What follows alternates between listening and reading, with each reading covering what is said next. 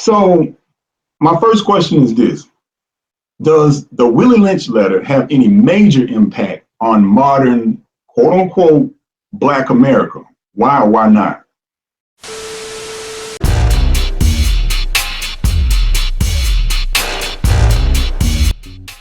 I guarantee every one of you that if installed correctly, it will control the slaves for at least 300 years. My method is simple. Any member of your family or your overseer can use it. I have outlined a number of differences among the slaves, and I take these differences and make them bigger. I use fear and distrust and envy for control purposes. And that's one of the biggest issues we have is fear, all right, and distrust amongst one another.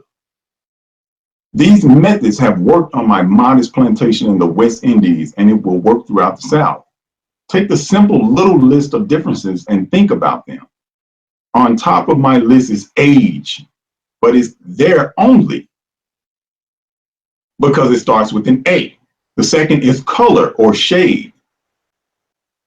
It's intelligence, size, sex, sizes of plantation status on plantations, attitudes of owners, whether the slaves live in the valley, on a hill, east, west, north, south, have fine hair, coarse hair, or is tall or short. Now that you have a list of differences, I shall give you an outline of action. But before that, I shall assure you that distrust is stronger than trust, and envy stronger than adulation, respect, or admiration. The Black slaves, after receiving this indoctrination, shall carry on and will become self-refueling and self-generating for hundreds of years, maybe thousands. Don't forget, you must pitch the old male versus the young Black male, and the young Black male against the old Black male. If you look into what they call the conscious community right now, you'll see a bunch of older guys, just like this speech is speaking about, and younger brothers fighting, fussing, arguing all the time, back and forth, back and forth, back and forth, back and forth, right? So they got the old against the young. Also, it says you must use the dark-skinned slaves versus the light-skinned slaves. Hey, that speaks for itself. All right. Look at the Tariq Nasheed. Look how he was calling the brother crispy. Think about it. Let's go deep. We about to hit this topic now. He's calling the brother crispy. Both of these brothers are brothers now, calling the brother crispy. All right. So people get at a pad, right? And they'll call brothers like me. They'll say that I'm mulatto, or they'll say that I'm, half white. I'm not far from white. All this old crap, right? When Europeans see us as the same. And that's a fact.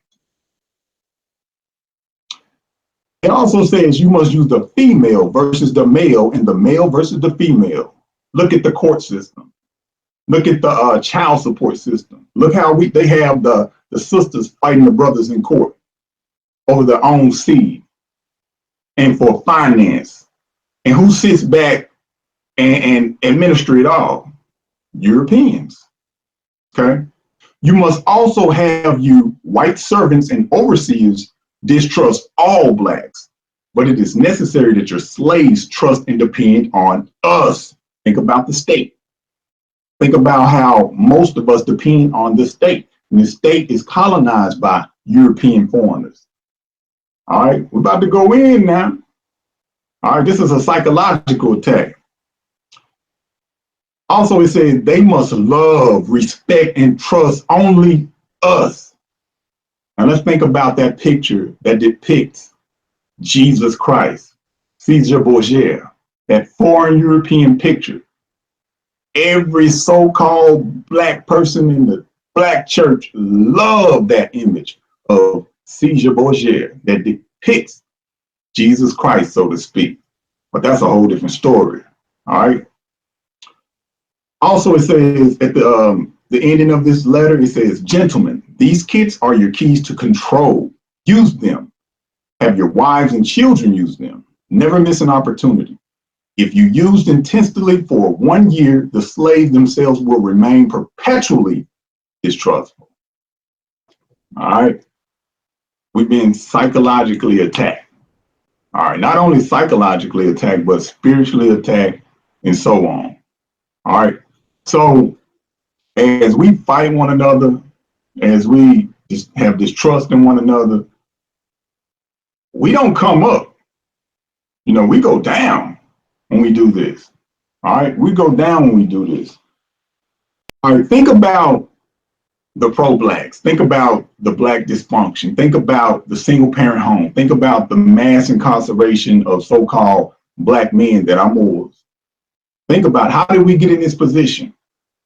How did we get in this position? Because prior to and after what they call slavery, physical servitude, we were actually doing pretty good. If you look into the Bronze Medallion, if you look into Black Wall Street and so on, you'll see that Moors, or what they call black people, were thriving. Like big time. We had our own independent banks. We had our own independent oil mines where we were doing at least 2,000 barrels of oil a day. And this is visually documented. Okay. We were thriving in agriculture, and single parent home wasn't even heard of.